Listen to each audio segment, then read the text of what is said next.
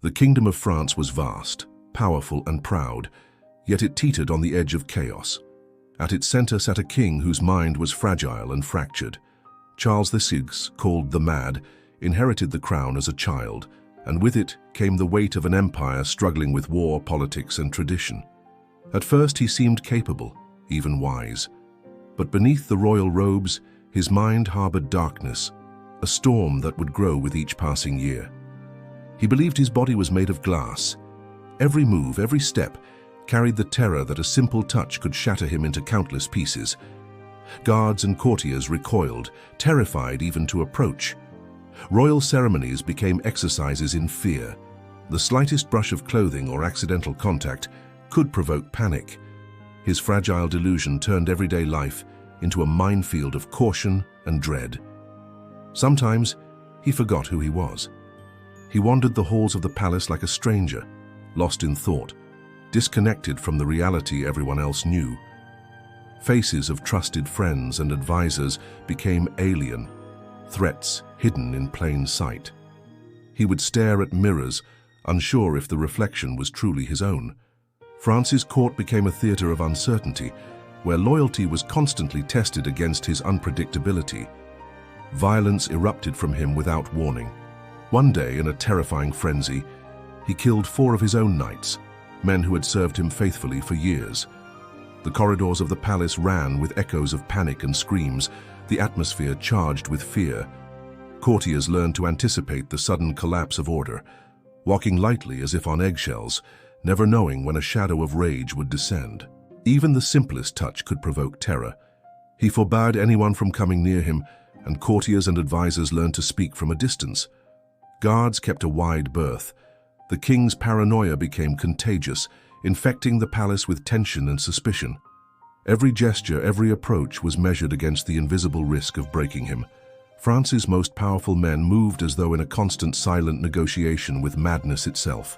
Yet madness was not always still. At times Charles would burst into wild motion, running through the castle halls or the forests surrounding the palace.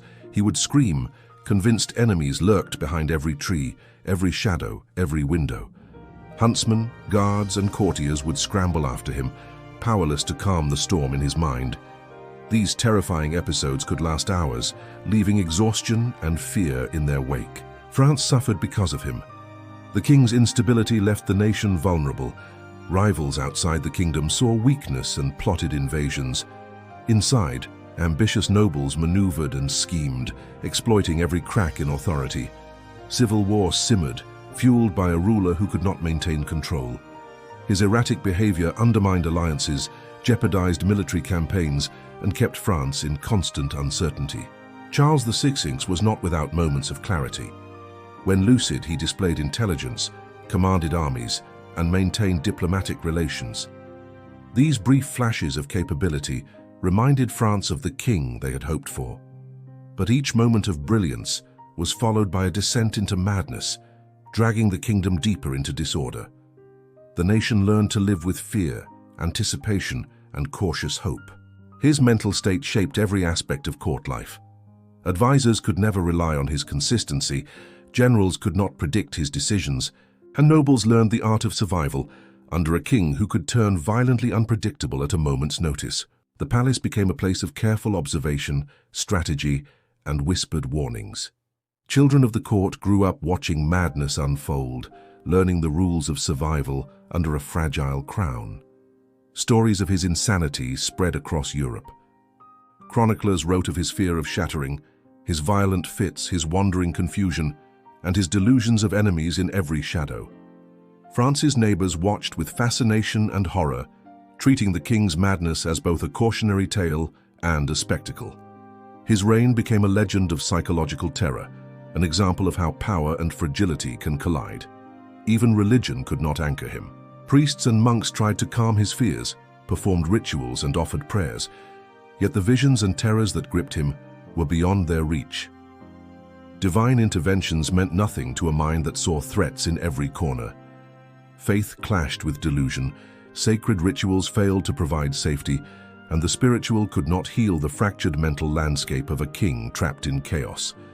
Over decades, Charles VI's madness left scars on France itself. The country lost direction, suffered politically, and was exposed to enemies eager to exploit instability. Internally, factions of nobles carved power for themselves, while the king oscillated between periods of lucidity and violent derangement. Generations watched, learned, and adapted to the consequences of a crown carried by a fractured mind. There is tragedy in his story. Charles VI inherited immense responsibility as a child, too young to bear the crown. His suffering, though terrifying to those around him, was genuine and profound. He was trapped in a role he could not fully navigate, a life of power and expectation that overwhelmed a fragile mind.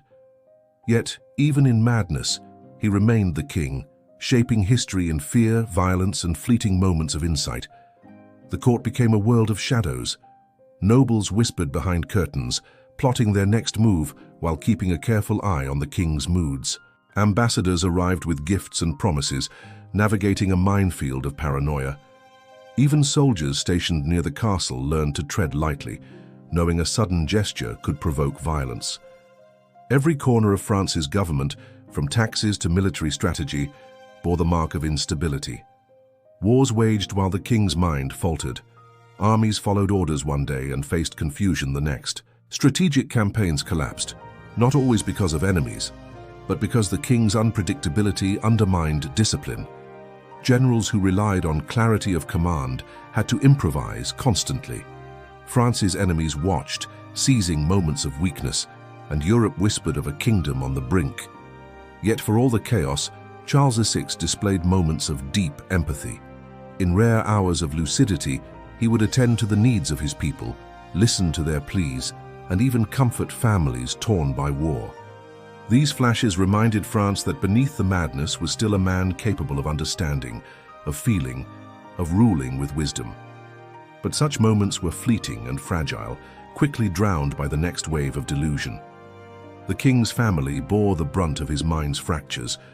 Queens and heirs lived under constant anxiety. Ceremonies intended to display unity became tense affairs. Even the smallest mistake or misstep could trigger fear, anger, or worse. Charles VI's inner turmoil permeated every aspect of royal life, shaping a court obsessed with survival and caution. Every chronicler of the era noted the spectacle of a king at war with himself. They recorded in meticulous detail the strange rituals, sudden flights, violent fits, and the eerie fragility that defined his reign. France's history became inseparable from the story of a king who ruled not just with power, but with terror, uncertainty, and the shadow of madness. And still his story captivates. It is a story of brilliance and terror, of a man who could rule an empire yet could not control his own mind. Charles VI's life is a testament to the fragility of power, the terror of unbridled madness, and the human cost of absolute responsibility. He lived from 1368 to 1422, died at age 53. But history has even darker rulers waiting in the shadows. Stick around and subscribe. Let's uncover them together. Because history isn't dead stories, it's real horror. And sometimes, the monsters wear crowns. Thank you for watching.